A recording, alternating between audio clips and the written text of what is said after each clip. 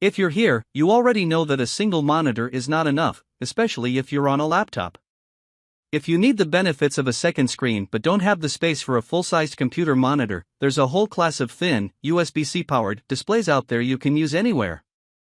They work great on your desk or kitchen table and can just as easily slip into your bag to whisk off to a remote destination.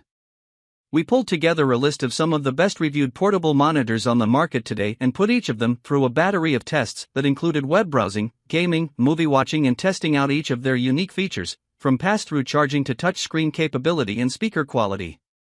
From the batch I tested, I looked for nice, sharp images, good color, solid ergonomics, portability, and broad compatibility. Before we get started with our video, we have included links in the description, so make sure you check those out to see which one is in your budget range.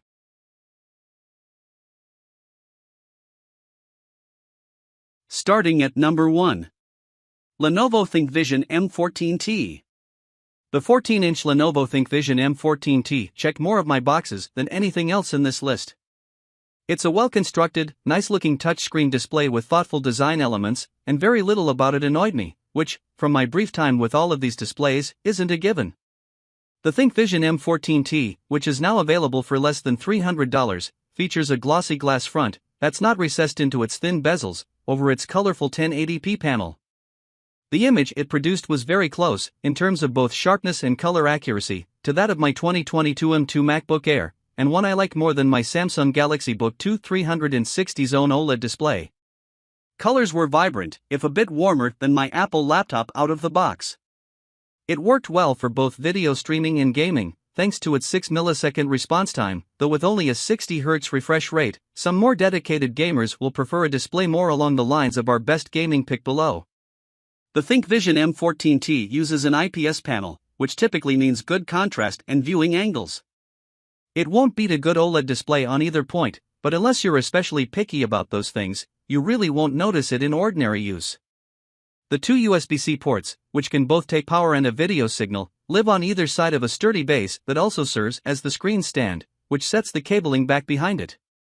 That's great for keeping the clutter of your USB-C cables out of the way while you work, and it offers the bonus of better stability than some of the magnetic folding folio covers that many of these displays ship with.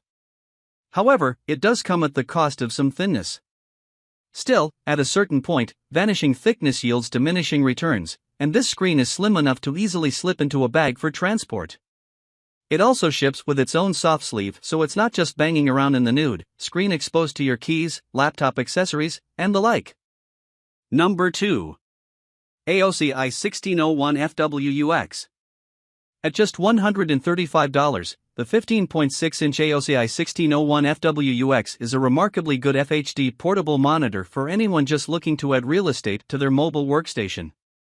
What you exchange for the affordability is mostly creature comforts. It's got beefy 2008-style bezels, only a single USB-C port, poor viewing angles, an awkward on-screen display, OSD, menu control that uses a single button to operate, and only 262,000 colors. Most of the displays I looked at have colors numbering in the millions. While the bezels hinder its portability somewhat by adding an extra inch around the outside, the whole package is just 1/3 of an inch thick, so it could slip easily into just about any bag big enough to hold a 17-inch laptop. At 250 nits, this monitor is very bright for the money. The picture it produces is sharp and vibrant, and its screen's matte finish keeps reflections at a minimum. It has no speakers, and that's just as well. None of the portable displays I tested have speakers worth using. Can you pick it up and twist and bend its frame with almost no effort? Absolutely, but you can get around that by just not doing it. In all seriousness, there's something refreshing about the simplicity of AOC's portable monitor. Though it has no kickstand, the magnetic screen cover pulls double duty as a folding stand that lets you easily use it in both portrait and landscape mode, and it offers more intuitive adjustment and better stability than a lot of the more over-engineered stands you find with pricier models.